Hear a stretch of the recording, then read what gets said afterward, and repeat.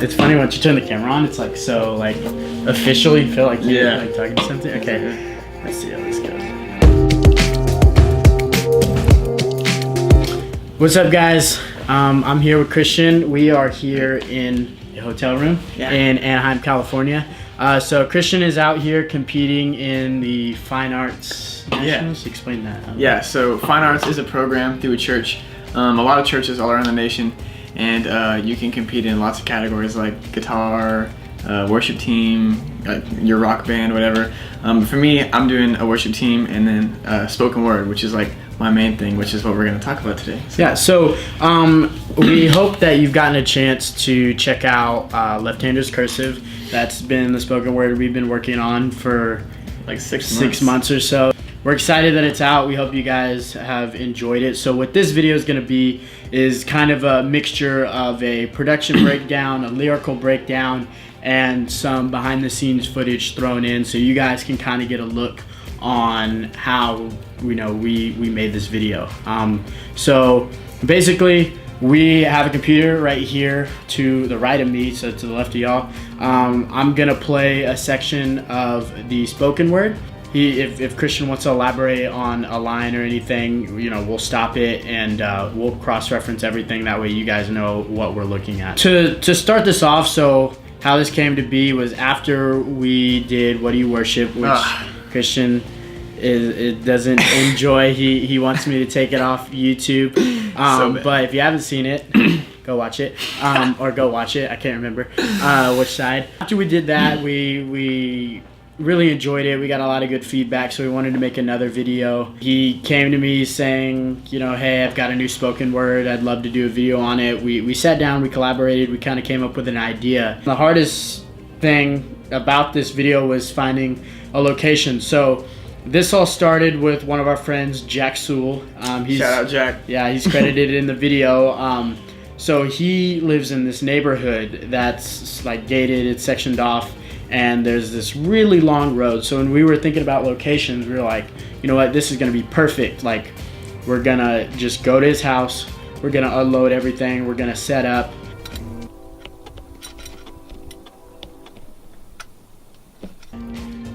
We had Noah Varvel, who all the footage you're gonna be seeing is shot by him. He did all the behind the scenes stuff.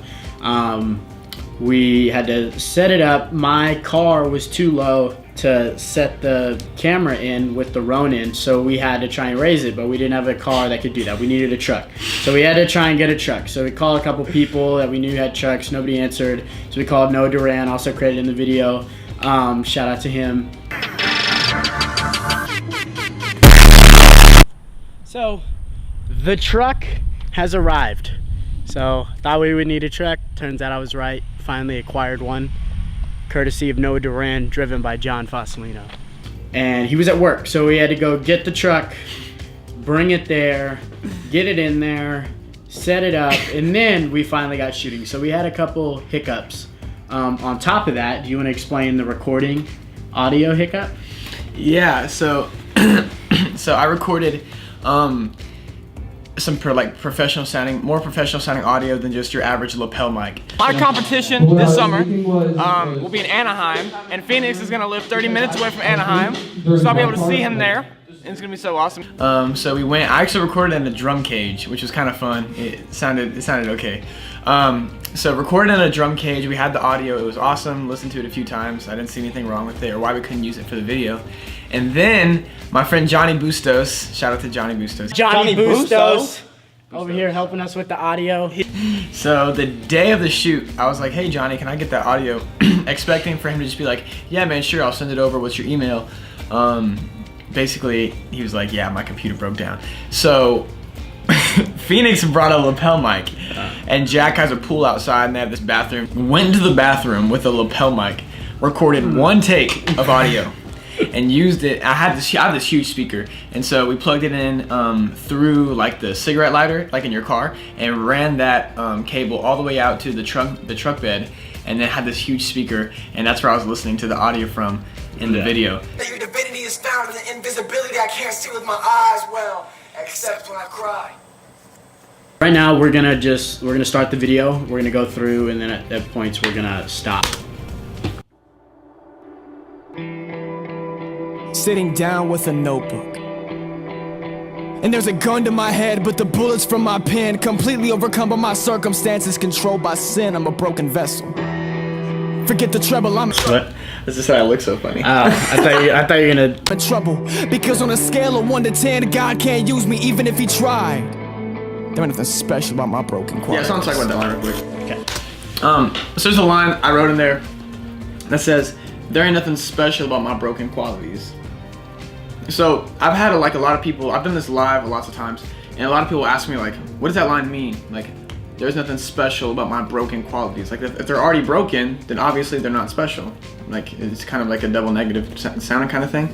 But when I wrote that line, a lot of my spoken words I write to release. You know, I just write because I'm feeling some kind of emotion. I'm feeling weighted on, just like maybe I'm not in my relationship with God where I should be. But anyway, so ain't nothing special about my broken qualities basically means like, God made me in his image, yes, but sin came in and destroyed that. Later on in the spoken word, I began to talk about the upbringing of Christ, the upbringing of what he can do in your life.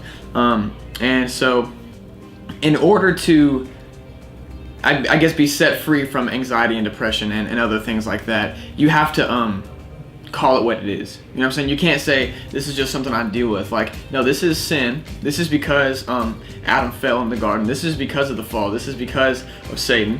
To put it, I guess, bluntly. Yeah. But that's what it is. And now we have to establish that it's God who's greater. It's God who can do way more than we can think, ask, or imagine. So that's kind of what that line is. It's a small line, but it holds a lot of weight, and so I don't want it to be overlooked. Especially if you're watching this, and if you struggle with that kind of stuff, man, address what it is, and then move on from there with your relationship with Christ. So yeah, that's all I got. As I shoot the gun, the bullet gets fired right into the paper, making my broken thoughts explode in a broken writing. Why is everything so broken? Why'd the bullet come from my pen? I want to be better, God, I'm really trying. But every time I begin to write, I begin to cry, because every emotion gets poured into the atmosphere of the pen and the paper that I hold so dear. See. Okay, so I'm gonna stop it. So we referenced before we started this, we talked about location-wise on the daytime shot. Yeah. So I just totally forgot. So we have two angles. Obviously, the very first one is very nice in a meadow down a road. The second one is also down a road, but it's actually the road by this guy's house. Or we'd been planning to shoot all week. We had both been really busy, and we'd had to cancel this part of the shoot three or four times. Like we could not find a date to get together. Super annoying. Yeah, and so this Sunday we were both free. Phillips, what's going on? So right now we're in the back of the car. We are trying to set up a lighting and camera situation back here. Would you like to mention the weather conditions? Yeah, so it's storming. In this video, we tried to have almost kind of like a good and evil, a yin and yang, you know, a bright and dark. So we're like, why not shoot this in a thunderstorm? So if we pull this off, this will look maybe amazing. But if anybody gets struck with lightning ahead of time, I'm very sorry. So it was a stupid decision, but it turned out great visually. And as towards the end of the video, one of my favorite parts is happened during the night shoot. So, but like those lights you can see in the back, those are lights from people's houses. This is literally going down a neighborhood. We didn't have the truck this time, so this angle looks a little bit different because we were actually in my car, so we could be covered and we weren't hit by the rain. So we had it set up in the Ronin as high as we could go and just tilt it up to look at Christian. So yeah, so that's where this angle came in. It was definitely maybe not our smartest decision, but Phoenix has done a lot of stupid things, but this is arguably the stupidest thing he's gonna do. I did jump off a bridge once.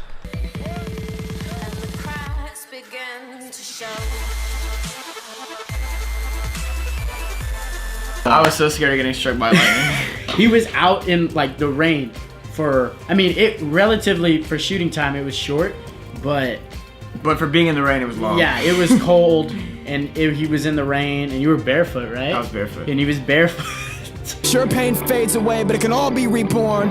My scars might be physical, but that war is completely mental. God says vessel. Okay, so I want to talk about this part right here, and then I'll you, talk about and something you a little can bit. talk about. So the scene in the dark is representative of his mind, of his mental state, and he'll get into that deeper. I wanted to show that visually, where when he says mental, it goes back to the dark. So if you didn't catch that when you were watching it, now you know, and if you want to go back and have that perspective. But there's a line there that says, God says vessel, I say skeptical.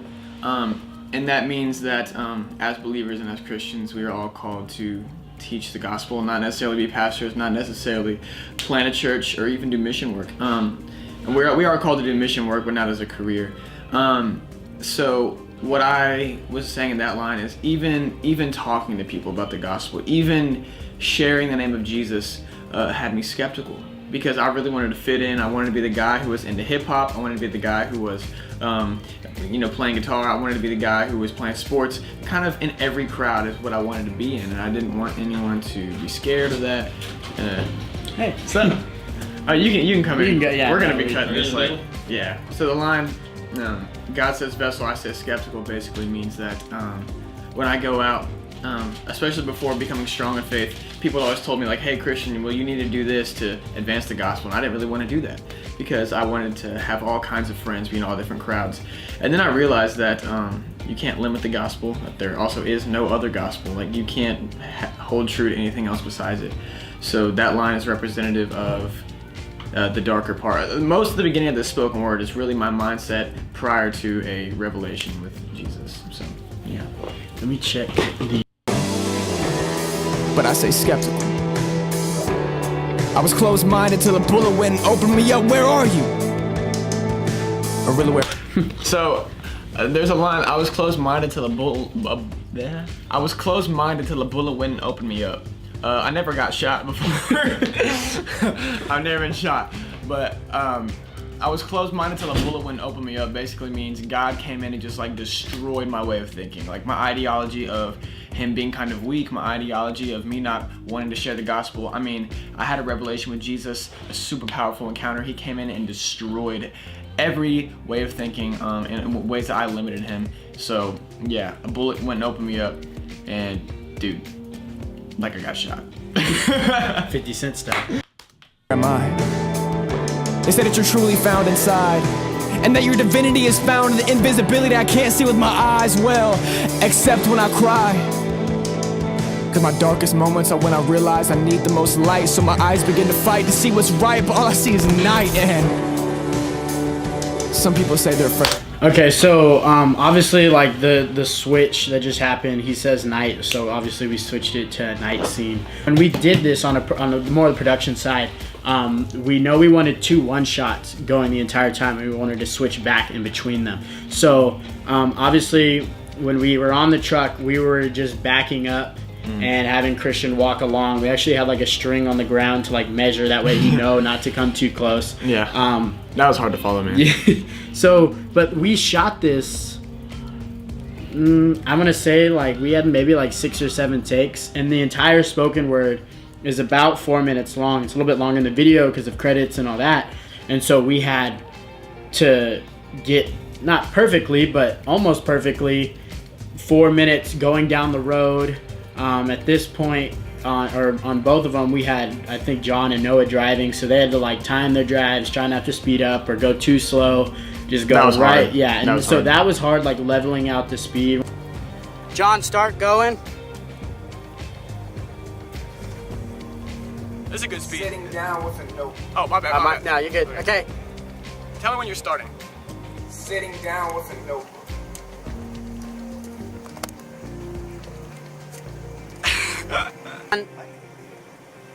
Go. You probably win. Well, I would win. Sitting down with a notebook. Dang it. Slower. Slope. A little slower.